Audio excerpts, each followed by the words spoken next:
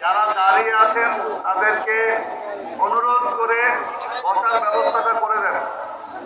দাঁড়িয়ে না থেকে শৃঙ্খলার কার্ডধারী যারা শৃঙ্খলার দায়িত্বে যারা নিয়োজিত আছেন তারা আমাদের যেই সমস্ত সহকর্মী ভাইয়েরা আসছেন তাদেরকে নির্ধারিত চেয়ারে বসার ব্যবস্থা করে দেন। অনুরোধ করে তাদেরকে সেখানে বসার ব্যবস্থাটা করে দিন। এই নেতা আছে, ঘুমাই গেছে মনে হইতেছে। নেতা আছে, আরে জোর হয় না। নেতা আছে, কমছে নেতা, কমছে নেতা। আর আমাদের মহিলাদেরই তো জোর অনেক আছে। দেখুন, আপনারা অনেক সৌভাগ্যবান যারা দীর্ঘদিন যাবৎ এই আন্দোলন সংগ্রাম করেছেন।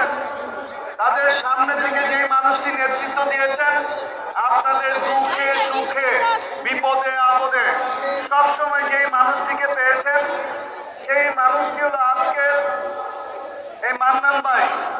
এই মান্নান ভাইয়ের অনুষ্ঠানটিকে সুন্দর, সার্থক এবং দৃষ্টিনন্দন করার জন্য আপনাদের সবাই সহযোগিতাটা কিন্তু কাম্য। সহযোগিতাটা কি? সহযোগিতাটা নিজে বসবেন, অপরকে বসার জন্য সুযোগ করে দিবেন।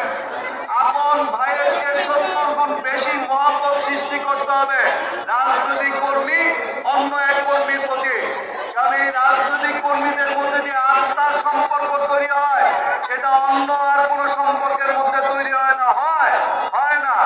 যখন আমাদের নেতা ডাক দেন, তারেক রহমান যখন ডাক দিয়েছেন, আন্দোলন সংগ্রামের কথা বলেছেন, আমরা আমাদের আত্মীয় স্বজন, বাড়ি ঘর, পরিবারের কারো কথা চিন্তা না করে ছুটে গিয়েছি না? কত মানুষ নির্যাতনের শিকার হয়েছে, জেল জুলুমের শিকার হয়েছে, পুলিশ সামনে দাঁড়িয়েছে। কেন? এই আত্মার সম্পর্কের কারণে। কারণ ব্যক্তির যে দল বড়, দলের যে দেশ বড়, এই দর্শনের উপর ভিত্তি করে বাংলাদেশ জাতীয়তাবাদী দল আজকে বাংলাদেশের প্রত্যেকটি মানুষের হৃদয়ে স্থান করে নিয়েছে। এটা সফল হয়েছে আপনাদের ভালোবাসা, আপনাদের ঐকান্তিক চেষ্টা, আপনাদের নিজেকে উৎসর্গ করার যে মানসিকতা শহীদ রাষ্ট্রপতি জিয়া রহমান আমাদেরকে শিখিয়ে গেছে, সেটার বাস্তবায়ন ঘটিয়েছেন আপনারা। তাই এই অনুষ্ঠান থেকে সার্থক সুন্দর করার জন্য আপনারা নিজ নিজ আসনে বসার জন্য বিনীতভাবে অনুরোধ করছি।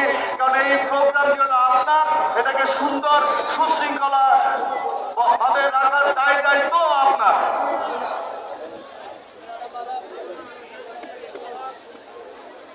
নারায়ণগঞ্জ মহানগর শ্রমিক দলের আসলামের নেতৃত্বে একটি বিশাল মিছিল এসেছে।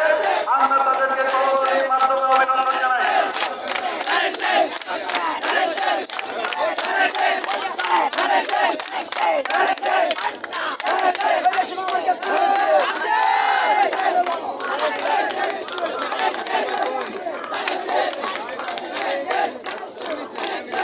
সোনারগাঁ থানা